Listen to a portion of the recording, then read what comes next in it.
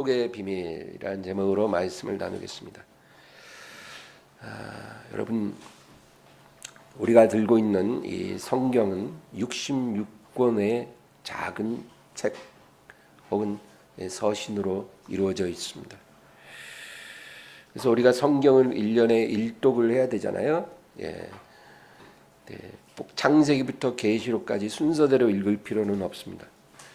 66권을 우리가 섞어서 지혜롭게 읽어도 괜찮습니다. 구약이 39권, 신약이 27권입니다. 이 66권 중에 단 한 장으로 이루어진 서신들이 있습니다. 구약에는 오바댜서가 그렇습니다. 신약은 빌레몬서, 요한 2서, 요한 3서, 유다서가 그렇습니다. 오늘 우리가 나누려고 하는 빌레몬서는 아주 짧은 편지입니다. 사도 바울이 3차에 걸쳐서 선교 여행을 했습니다. 정말 놀라운 열매를 맺었죠. 그러고 나서 예루살렘에 갔다가 그곳에서 유대인들에게 붙잡힙니다. 그는 로마로 호송되게 되었습니다. 바울이 무슨 죄가 있어서가 아니라 이 유대인들이 바울을 너무나 미워합니다. 유대인들이 받아들일 수 없는 이단 사설을 전하여 온 세상을 소동하게 만든다고 말합니다. 그래서 이 바울을 죽이기 전에는 물도 마시지 않고 밥도 먹지 않겠다고 맹세한 자들이 40여 명이나 되는 그런 지경에 이르는 것입니다. 그러니까 이제 바울을 구금하고 있는 총독은 딜레마에 빠집니다. 이 바울을 석방하면 그 40명에게 죽임을 당할 것이고, 그리고 죄 없는 바울을 계속 구금할 수도 없는 거예요. 난처한 지경에 처했는데 이 바울이 내가 황제의 재판을 청구하노라 그렇게 말합니다. 로마 시민권자가 가진 이 권리를 행사하는 것입니다. 로마 시민권자는 황제의 재판을 받을 수가 있습니다. 그래서 바울이 그것을 청구하니까 이 총독은 이제 그러면 골칫덩어리를 이제 내가 해결할 수 있다 싶어서 바울을 로마로 호송을 보낸 것입니다. 로마에 가서 약 2년 동안 가택 연금을 당합니다. 그곳에서 이제 황제의 재판 날이 잡힐 때까지 이제 기다리는 것이죠. 집안에 연금이 됐지만 어느 정도 자유가 주어지는 상태인 것입니다. 아직 재판을 받지 않았기 때문에 자유를 주는 거죠. 집 안에서는. 그 기간 동안 옥중서신이라고 우리가 말하는 이 4통의 편지를 바울이 써서 붙이는 것입니다. 에베소 교회에 보내는 에베소서가 있습니다. 빌립보 교회에 보낸 빌립보서, 골로새 교회에 보낸 골로새서, 우리가 잘 알고 있죠. 교회들에게 보낸 편지입니다. 그리고 빌레몬이라고 하는 한 개인에게 보내는 짧은 편지가 4번째 옥중서신이 됩니다. 우리는 이 빌레몬서에 대해서 굉장히 궁금한 마음이 생깁니다. 교회에 보낸 편지가 아니라 개인에게 보낸 편지입니다. 굉장히 짧아요. 빌레몬에게 보낸 편지입니다. 내용도 굉장히 사적인 그런 내용입니다. 이 빌레몬이라는 한 부유한 그리스도인에게 오네시모라고 하는 노예가 있었습니다. 여러분, 그 당시는 신분제 사회입니다. 노예 제도가 있었어요. 그래서 노예를 팔고 삽니다. 노예는 주인의 소유입니다. 노예가 죽으면 주인의 재산이 손실되는 겁니다.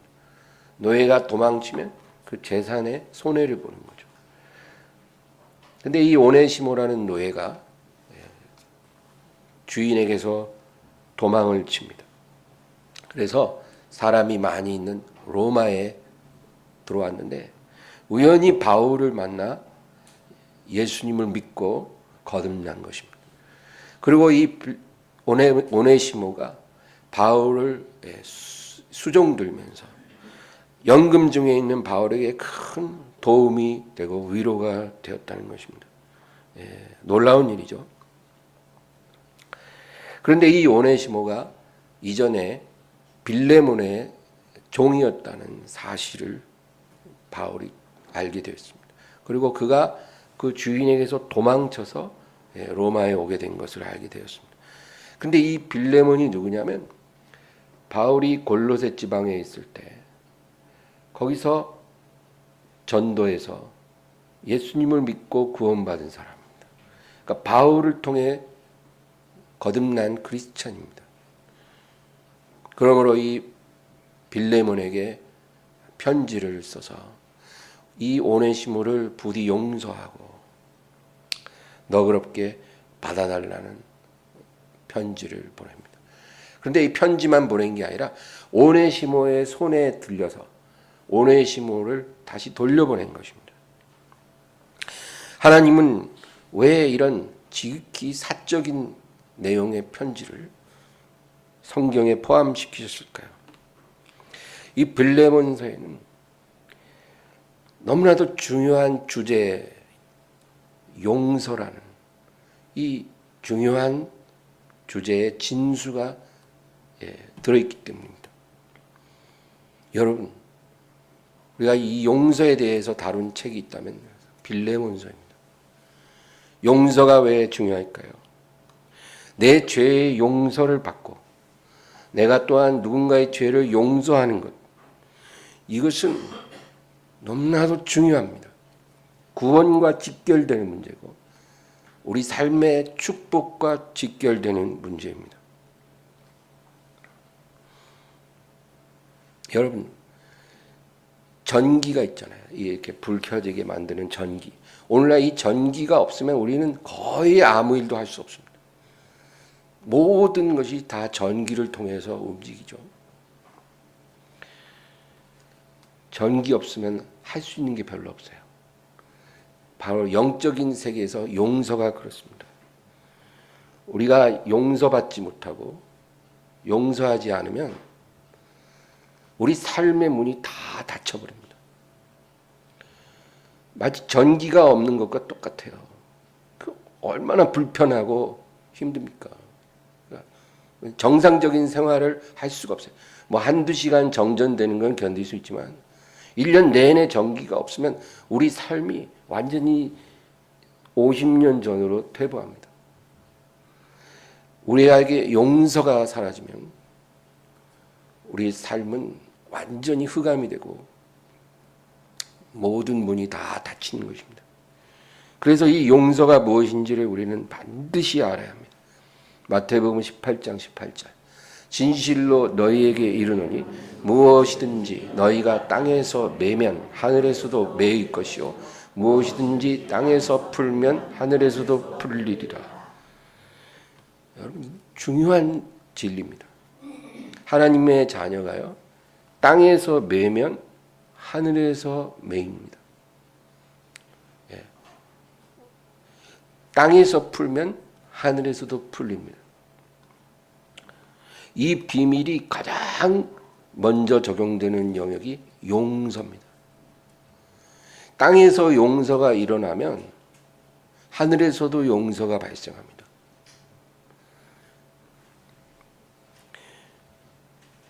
우리는 용서받아야 될 죄인이면서 또 우리에게 죄 지은 자를 용서해야만 하는 것입니다. 용서받고 용서하는 것이 땅에서 푸는 것입니다. 이것은 누가 해주는 게 아니라 내가 해야 합니다. 내가 풀어야 하나님도 풀어주십니다. 마태복음 18장 35절입니다. 너희가 각각 마음으로부터 형제를 용서하지 아니하면 너희 하늘 아버지께서도 너희에게 이와 같이 하시리라. 용서하지 않으면 용서받지 못한다는 것입니다. 얼마나 분명합니까? 에베소서 4장 30에서 32절. 너희는 모든 악독과 노함과 분냄과 떠드는 것과 비방하는 것 모든 악의와 함께 버리고 서로 친절하게 하며 불쌍히 여기며 서로 용서하기를 하나님이 그리스도 안에서 너희를 용서하심과 같이 하라. 서로 용서하라는 거예요. 어떻게? 하나님이 그리스도 안에서 너를 용서하심 같이 서로 용서하라. 골로새서 3장 12절에서 14절. 그러므로 너희는 하나님이 택하사 거룩하고 사랑받는 자처럼 긍휼과 자비와 겸손과 온유와 오래 참음을 옷 입고 누가 누구에게 불만이 있거든 서로 용납하여 피차 용서하되 주께서 너희를 용서하신 것 같이 너희도 그리하라. 사랑을 더하라. 이는 온전하게 매는 띠니라. 성경에서 계속 반복해서 말씀합니다. 주께서 너희를 용서하심 같이 너희도 서로 용서하라. 용서하라. 용서는 사람이 하나님께 영광 돌릴 수 있는 가장 아름다운 모습입니다. 엊그제 거듭난 신앙의 어린아이 같은 사람도 용서할 수 있습니다. 또 신앙이 가장 성숙한 사람도 그의 생의 마지막 순간에 해야 하는 것이 바로 이 용서입니다. 우리의 신앙 여정의 시작과 그 모든 중간 과정과 끝에서도 반드시 필요한 것이 용서입니다. 이 용서가 없으면 여러분 빛이 비추지를 않습니다. 하나님의 은혜가 닫히는 것입니다. 스데반 집사가 순교했습니다. 이 스데반 집사가 순교할 때의 모습을 우리 한번 보겠습니다. 사도행전 7장 55절에서 60절.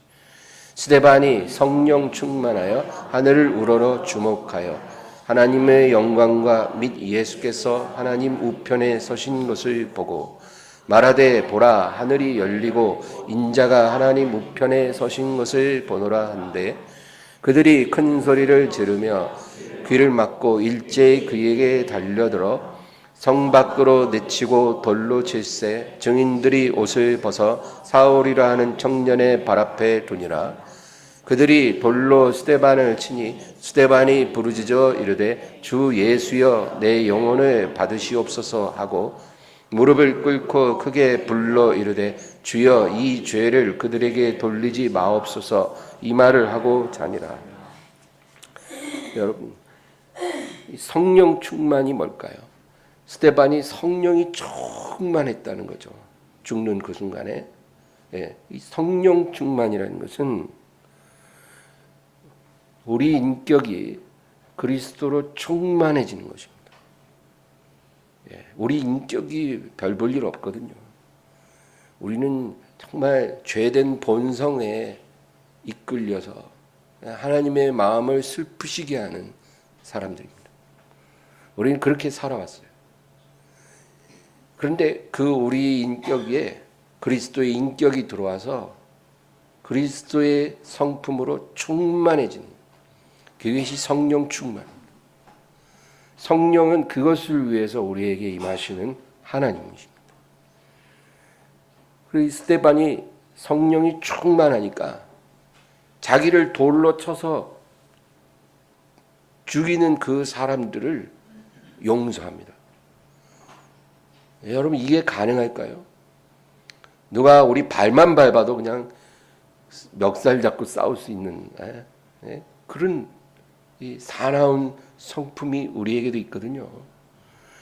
나에게 별 관계가 없는 일은 별 관심도 없지만 내 이해 관계가 있고 나에게 어떤 손해를 누가 끼칠 때는 우리 가만 안 있잖아요. 아주 그냥 개싸움 하듯이 그렇게 막 아귀다툼하는 게 우리의 모습이잖아요. 그런데 자기를 돌로 치는 사람을 그 자리에서 용서합니다. 주여 이 죄를 그들에게 돌리지 마소서. 그리고 숨을 거뒀다는 것입니다. 이것이 성령 충만의 증거입니다. 이 스데반의 모습은 십자가에 못 박히신 주님이 자기를 못 박고 조롱하는 사람들을 용서하신 것과 딱 빼닮았습니다. 주여 저들의 죄를 용서하소서. 저들은 자기들이 하는 일을 알지 못하나이다. 여러분, 우리에게 성령의 충만이 필요한 것은 바로 이러한 용서의 능력이 우리에게 반드시 임해야 하기 때문입니다. 이 용서의 능력을 알지 못하면 우리 삶의 문은 열리지 않는 것입니다. 오늘 우리가 읽은 본문 빌레몬서 1장 7절에서 14절 원래 읽어야 되는데 그냥 읽지 않겠습니다. 지금 이 바울 사도는요, 자기 주인으로부터 도망친 노예 이 오네시모를 다시 주인에게 돌려보내려고 하는 것입니다. 근데 솔직히 그냥 편지만 보내도 괜찮아요. 편지로 상황을 잘 말하고, 그리고 너의 종, 도망친 종 오네시모가 지금 나에게 왔는데 그가 여기서 예수님 믿고 구원받고 지금 나에게 큰 도움이 되고 있으니 부디 이 종을 용서하고 좀 허락해 주길 바라노라. 이런 편지만 보냈어도 얼마든지 빌레몬이 아유 그렇게 하셔야죠, 이렇게 대답을 했을 거잖아요. 그런데 이 오네시모를 다시 돌려보낸 것입니다. 여러분, 이 이야기에서 우리가 꼭 이해하고 넘어갈 게 하나 있습니다. 우리가 죄의 권세 아래에 있는 것과 저주의 권세 아래에 있는 것이 좀 다르다는 것입니다.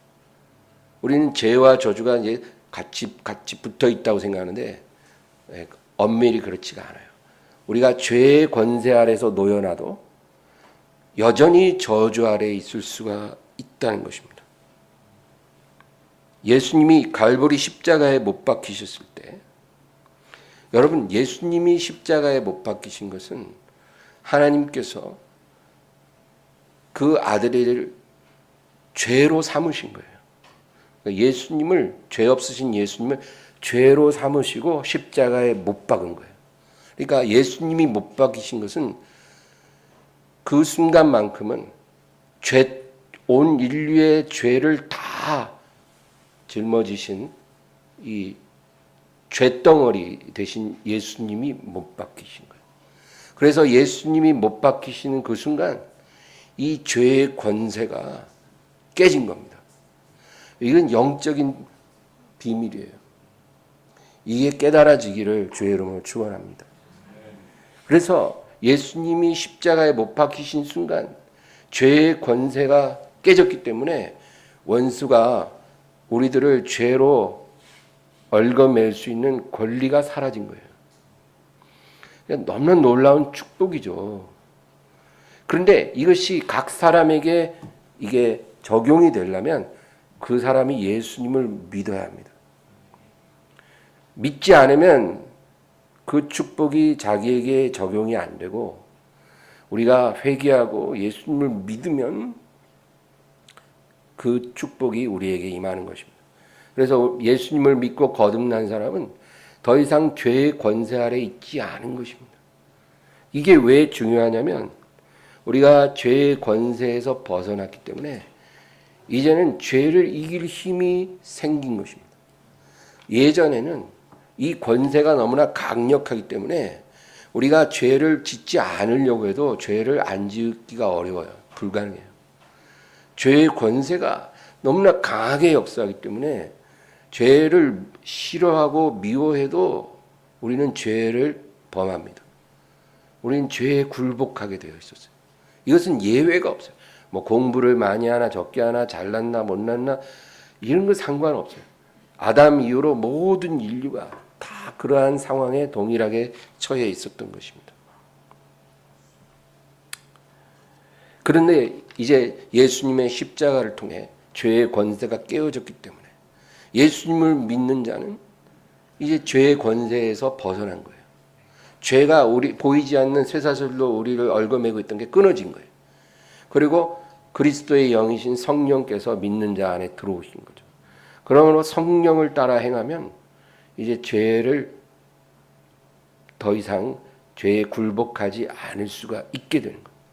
그러면 여러분, 이제 저와 여러분은 더 이상 죄를 범하지 않고 죄에 무릎 꿇지 않고 죄를 승리할 수 있는 능력을 가진 사람들입니다. 로마서 8장 2절에서 4절. 이는 그리스도 예수 안에 있는 생명의 성령의 법이 죄와 사망의 법에서 너를 해방하였습니다. 율법이 육신으로 말미암아 연약하여 할 수 없는 그것을 하나님은 하시나니 곧 죄로 말미암아 자기 아들을 죄 있는 육신의 모양으로 보내어 육신의 죄를 정하사 육신을 따르지 않고 그 영을 따라 행하는 우리에게 율법의 요구가 이루어지게 하려 하심이니라. 얼마나 분명합니까? 이제 육신 안에 있지 않고 그의 영 안에 우리가 있기 때문에 그 영을 따라 행하는 우리는 율법이 요구하는 걸 다 이룰 수 있는 사람이 되었다는 것입니다. 예전에는 간음죄를 안 지려고 해도 간음죄를 짓게 되는 그런 나의 모습이었는데 이제 예수님 믿고 거듭나서 그리스도의 영이 들어오시면 내가 간음죄를 이길 수가 있어요. 내가 거짓말하고 물질의 탐심으로 이끌리고 내가 원치 않는 그런 부끄러운 행동을 했었으나 이제는 그렇게 하지 않을 수가 있는 것입니다. 그러므로 거듭난 후에도 계속 반복해서 죄의 권세에 굴복하는 것은 우리 안에 계신 성령을 슬프시게 하는 거예요. 죄를 이길 수 있도록 도와주시려고 성령이 계신데 우리가 계속 죄에 굴복하는 것은 성령님을 너무나 슬프시게 하고 너무나 근심하게 하는 것입니다. 우리는 그렇게 살지 말아야 합니다. 여러분, 어떤 사람이 길거리에서 그냥 떠도는 그 남의 물건이나 훔치고 그렇게 해서 연명하며 떠드는 그 어린 아이를 보고 너무 불쌍해서 자기 아들로 입양을 했어요. 그래서 그 아이를 자기 아들로 입양하고 나서 그 아이에게 깨끗이 목욕시키고 또 깨끗한 옷도 입히고 그리고 훌륭한 학교에 가서 공부도 시키고 그리고 늘 아이의 지갑에 용돈도 부모가 두둑히 넣어주고 뭐 필요한 거 있으면 이걸로 사고 먹고 싶은 거 있으면 이걸로 사 먹으라 그렇게 해준 거예요. 근데 이 아이가 나가서 계속 도둑질을 하는 거예요. 가게 들어가서 물건 훔치고 그리고 또 잡혀오고 돈이 없어서 그러면 이해가 되지만 부모가 용돈을 지갑에 두둑히 넣어줬는데도 그 돈을 쓰지 않고 자꾸 도둑질을 합니다. 돈을 내고 물건을 사는 것보다 훔치는 것을 더 아이가 즐거워하는 거예요. 과거의 그 재미에 너무 길들여져서 돈이 있어도 훔치는 게 더 재밌다는 거예요. 더 스릴이 있다는 거예요. 자꾸 훔칩니다. 그러면 그 부모의 마음이 얼마나 슬플까요? 내가 너를 입양해서 내가 너에게 모든 것을 다 부족하지 않게 해줬는데 왜 너는 아직도 과거의 그런 나쁜 행실을 버리지 않느냐. 부모가 그렇게 아이에게 말하지 않겠습니까? 하나님이 우리에게 그리스도 예수의 십자가를 통해 죄를 이길 능력을 주셨는데 우리는 죄를 너무나 좋아해서 버릴 생각이 없어요. 이게 바로 우리가 살아가는 모습입니다. 죄를 이길 능력을 다 주셨는데 죄를 너무 좋아해요. 이게 문제입니다. 그러고는 뭐라 그래요? 죄를 좋아해서 죄 짓고 하나님 제가 너무 연약합니다. 마치 죄를 이기고 싶은데 이길 능력이 없는 것처럼 이렇게 말을 하는데 이길 능력이 없는 게 아니라 죄를 너무 좋아해요.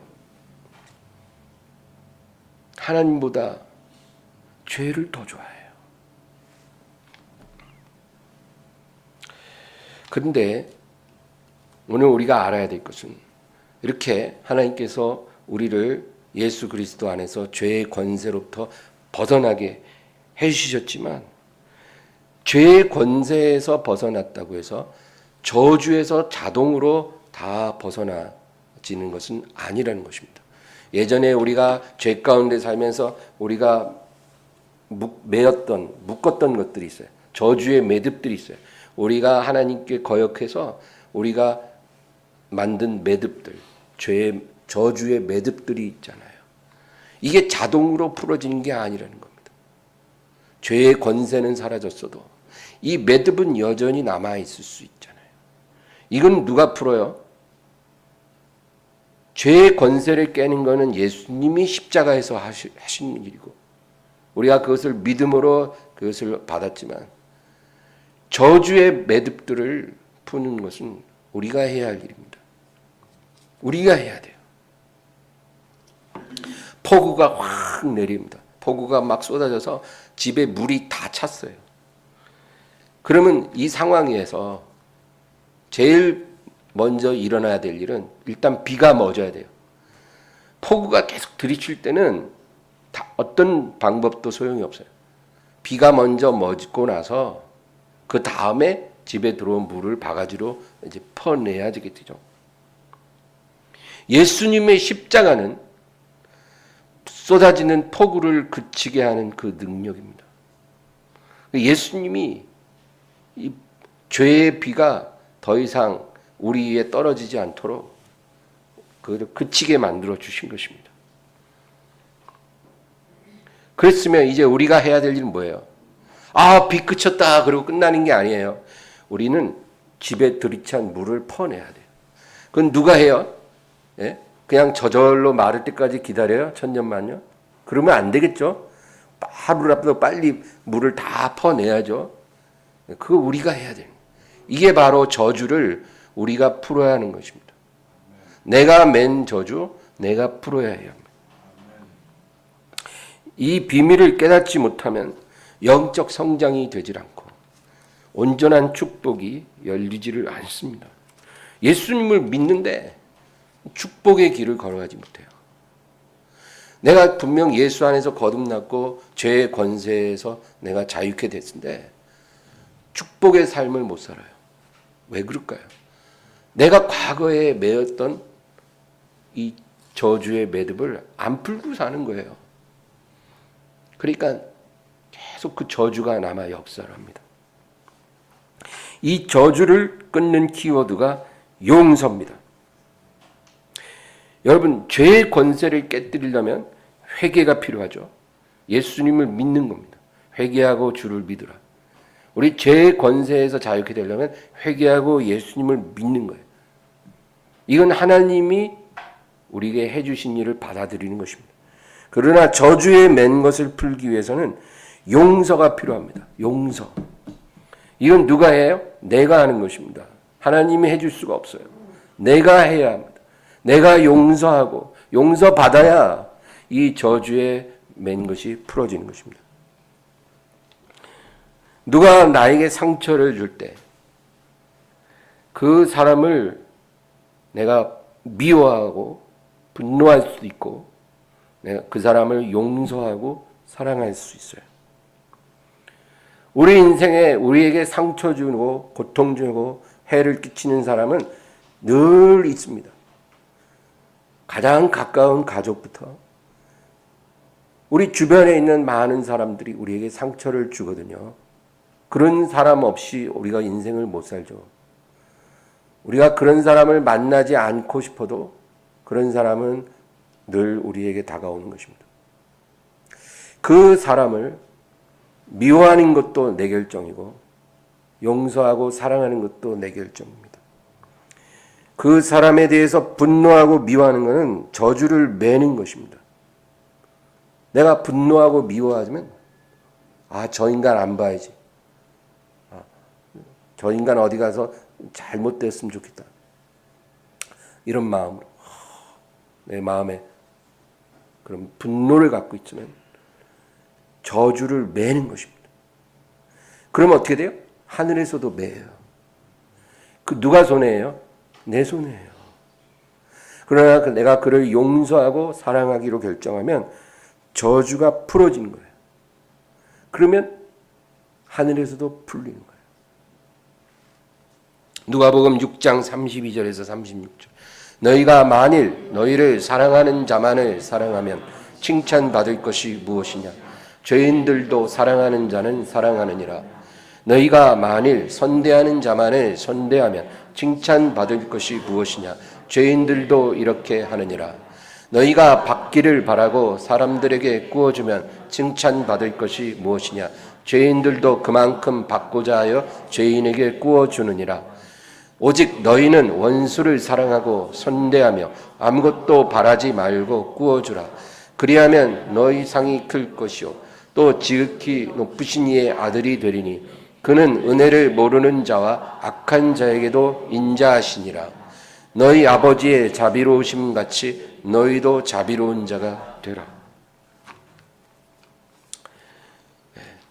우리를 좋아해주고 사랑해주는 사람만 나도 좋아하고 사랑하는 것은 그는 정상인이면 다 할 수 있는 일입니다. 하나님 몰라도 다 해요. 오히려 우리보다 더 세상 사람들이 더 잘하는 사람도 많아요. 더 교양 있고 더 양심적이고 더 착한 사람들 얼마나 많습니까?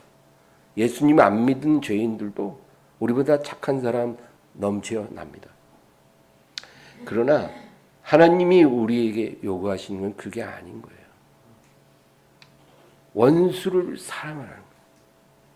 너희를 미워하는 자를 용납하고 용서하고 사랑하라는 거예요. 은혜를 모르는 자에게도 하나님은 자비로우신 같이 너희 아버지의 자비로우신 같이 너희도 자비로운 자가 되어라. 누가 나에게 상처를 주었기 때문에 내가 어쩔 수 없이 분노하게 된다고 말한다면 우리는 일평생 저주를 벗어날 수 없을 것입니다. 상처 주는 사람들은 늘 오거든요. 어디 가나 있거든요. 근데 저 사람이 나에게 상처를 주었으니까 내가 저 사람을 미워할 수밖에 없어. 이렇게 스스로를 합리화하면 우리는 저주를 벗어날 길이 없어요, 여러분. 늘 저주의 매듭이 우리 삶에 역사합니다. 하늘에서도 매이는 거예요. 그런데 어떻게 좋은 일이 일어납니까? 주여 주여 우리가 주님을 믿는다고 해도 안 됩니다. 성경의 매뉴얼을 따라서 살아야 한다는 것입니다. 분노를 참고 사귀는 것이 용서하는 것이 아닙니다. 용서란 무엇일까요? 그냥 꾹 참는, 내가 힘이 없어서 참는 경우도 있잖아요. 화가 막 끓어오르는데 그게 용서가 아닙니다. 로마서 12장 19절에서 21절. 내 사랑하는 자들아 너희가 친히 원수를 갚지 말고 하나님의 진노하심에 맡기라. 기록되었으되 원수 갚는 것이 내게 있으니 내가 갚으리라고 주께서 말씀하시니라. 원수가 줄이거든 먹이고 목마르거든 마시게 하라. 그리함으로 내가 숯불을 그 머리에 쌓아 놓으리라. 악에게 지지 말고 선으로 악을 이기라. 우리가 용서를 하려면요, 지금 내가 당한 이 일들이 하나님의 주권 속에서 일어났다는 것을 우리가 인정할 수 있어야 합니다. 내가 어떤 직장에 갔어요. 근데 어떤 사람이 그냥 나를 너무나 힘들게 해요. 나를 너무 미워하고 부당하게 대해요. 그래서 그 사람 때문에 내가 막 밥도 먹기 싫고 회사 가기도 싫어져. 너무 힘든 거예요. 그럴 때 그 용서가 힘들잖아요. 근데 지금 이 상황이 하나님이 내게 허락하신 선한 섭리 속에서 주어진 것이다라는 그 믿음이 있어야만 합니다. 그게 중요한 깨달음이에요. 예. 하나님이 나에게 은혜 주시려고 내게 허락하신 일이라는 거예요. 우리가 그걸 믿어지면 나를 힘들게 하는 사람을 미워할 일이 없습니다. 그리고 내가 지금 이 상황에서 어떤 태도를 갖는 것이 하나님이 나를 긍휼히 보실 수 있게 할 것인가? 이게 관심이 되는 거예요. 내가 어떻게 해야 하나님이 나를 긍휼히 보실까? 나를 불쌍히 보실까? 우리가 이런 생각하면 어떻게 해야 되겠어요? 싸워야 되겠어요? 미워해야 되겠어요? 그것을 잘 받아들이고 인내하고, 그리고 오히려 하나님께 감사하고, 하나님 나를 낮추시고 나를 겸손하게 하시니 감사합니다. 내가 이 연단을 잘 이기게 하심으로 나에게 정말 큰 은혜를 예비해 주심을 감사합니다. 우리가 이렇게 고백할 수 있는 것입니다. 결론은 악에게 지지 말고 선으로 악을 이기라는 거예요. 악을 견디라 그런 게 아니라 선으로 악을 제압하라는 것입니다. 그러니까 우리가 악에게 진다는 것은 내가 분노와 미움으로 대응할 때 악에게 지는 거예요. 원수가 원하는 방식으로 우리가 대응하는 거예요. 그러나 나를 힘들게 하는 사람을 용서하고 내가 그를 사랑하고 그에게 최선을 다하면 그게 뭐예요? 선으로 이기는 것입니다. 오늘 빌레몬서 1장 17절 읽겠습니다. 그러므로 네가 나를 동역자로 알진대 그를 영접하기를 내게 하듯 하고. 이 바울이 빌레몬에게 뭐라 그러냐면 너에게 상처를 주고 고통을 주고 너의 은혜를 악으로 갚은 내 종 오네시모를 용서할 뿐만 아니라 그를 영접하기를 내게 하듯 하라는 거예요. 야, 이 사도 바울이 빌레몬에게 이런 것을 요구합니다. 너에게 상처 주고 고통 주고 배은망덕한 오네시모를 용서할 뿐만 아니라 나 대하듯이 그를 대해주라. 예수님 대하듯이 네가 미운 그 사람을 대하라는. 이것이 용서에 대한 주님의 기준입니다.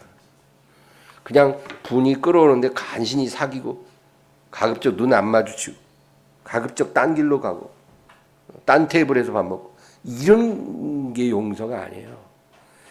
예수님을 대하듯이 대하는 것입니다. 이게 용서입니다. 이게 선으로 악을 이기는 것입니다. 이렇게 하면 용서의 능력이 우리에게 임하는 것입니다. 이런 능력은 누가 주실까요? 성령이 주십니다. 이런 용서의 능력이 나타나면 저주는 다 끊어지는 것입니다. 18절 19절 그가 만일 내게 불의를 하였거나 내게 빚진 것이 있으면 그것을 내 앞으로 계산하라. 나 바울이 친필로 쓰노니 내가 갚으려니와 네가 이 외에 내 자신이 내게 빚진 것은 내가 말하지 아니하노라. 만약에 네 종이었던 오네시모가 너에게 끼친 금전적 손해가 너무나 억울하고 분하다면 그 금액을 내 앞으로 계산하라. 내가 갚으리라. 여러분, 노예가 주인에게 도망치면 그 자체로 주인은 금전적 손실이 엄청납니다. 자기가 그 노예를 사올 때 예를 들면 젊은 노예 하나에 뭐 1,000만 원 주고 사왔어요. 1,000만 원 주고 사왔는데 며칠 일하지도 않고 도망쳐 버렸어요. 그러면 금전적 손해가 큰 거잖아요. 그러니까 얼마나 분하겠어요. 내가 그렇게 잘해줬건만, 내가 인격적으로 대해주고 진짜 내가 입던 옷도 막 주고 내가 그렇게 잘해줬는데 그렇게 주인의 호의를 무시하고 도망치다니 화가 나죠. 그게 너무 화가 나서 용서가 힘들다면 그 손해본 금액을 내 앞으로 계산하라. 내가 갚으려니와 네가 내게 빚진 것을 내가 말하지 아니하노라. 이 빌레몬이 누굽니까? 바울을 통해 예수님을 믿고 거듭난 사람이거든요. 지금 빌레몬은 바울 사도에게 엄청난 은혜의 빛을, 영적인 빚을 진 사람이에요. 네가 나에게 빚진 그 은혜는 내가 말하지 않겠다는 거예요. 이렇게 편지를 보냈는데 어떻게 용서하지 않을 수가 있겠습니까? 20절 21절 오 형제여 나로 주 안에서 너로 말미암아 기쁨을 얻게 하고 내 마음이 그리스도 안에서 평안하게 하라. 나는 내가 순종할 것을 확신함으로 내게 썼노니 네가 내게 말한 것보다 더 행할 줄을 아노라. 이것이 사도의 마음이고 주님의 마음입니다. 우리가 주님 뜻대로 참된 용서를 실천할 때 주님 너무나 기뻐하실 것입니다. 여러분, 기뻐하십니다. 우리가 용서받아도 기뻐하시고 용서해도 기뻐하십니다. 너의 용서로 인해서 모든 저주가 풀려졌으니 이제 내가 하늘에서도 모든 매인 것을 다 풀어서 이제부터 너에게 은혜를 주리라. 이것이 주님이 우리에게 하신 말씀입니다. 이것이 축복의 비밀입니다.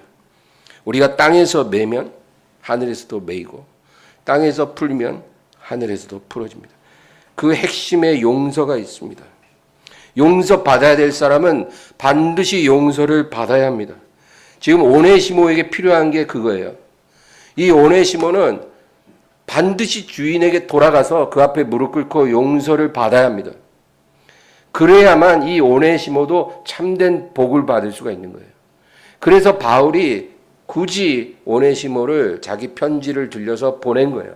너는 너의 주인에게 가서 용서받아야만 네 삶이 열릴 것이야. 이건 네가 풀어야 돼. 너는 용서받아야 저주가 풀어질 것이고, 또 빌레몬은 반대로 그 배은망덕한 종, 자기 뚜껑 열리게 한 그 종을 용서해야만 그 삶이 열리는 거예요. 그가 아무리 자기 집을 교회로 사용하고 하나님을 잘 섬기는 교회 장로였다 할지라도 이 맨 것을 풀기 전에는 하나님의 축복을 온전히 받을 수가 없거든요. 용서해야 하는 것입니다. 그래서 바울 사도는 이 두 사람을 너무나 사랑하기 때문에 이 둘이 땅에서 매여 있는 것을 풀도록 지금 중재하고 있는 거예요. 오네시모는 용서받으라 그러고 빌레몬은 용서하라는 거예요. 너희가 다 풀어서 하나님의 마음을 기쁘시게 하고 서로 사랑하게 될 때 하늘의 문이 열릴 것이야.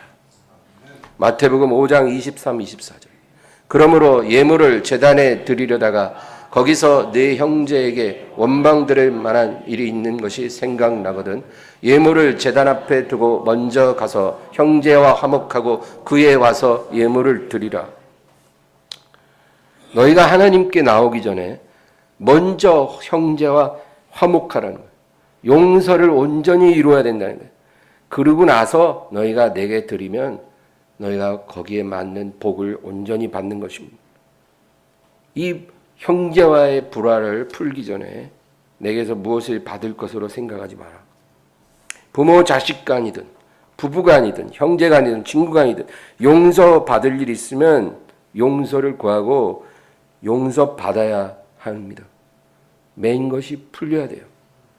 내가 누군가에 용서해야 될 사람이 있으면 그가 와서 용서를 내게 구하기 전에 내 마음속에서 그를 먼저 용서해야 메인 것이 풀립니다. 내게 잘못한 사람이 나에게 와서 용서를 구할 때까지 기다리는 사람이 있어요. 그건 안 됩니다. 그렇게 하기 전에 내가 먼저 용서해버려야 메인 것이 풀어지는 거예요. 나를 위해서라도 그렇게 해야 합니다.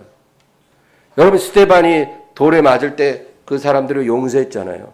그 사람들이 뭐 잘못했다고 스데반에게 사과하지도 않았잖아요. 그래도 용서해야 합니다. 에베소서 4장 26, 27. 분을 내어도 죄를 짓지 말며 해가 지도록 분을 품지 말고 마귀에게 틈을 주지 말라. 너희 안에 누군가에 대한 분노가 있으면 그 분노를 가지고 잠자리에 들어가지 말라는 것입니다.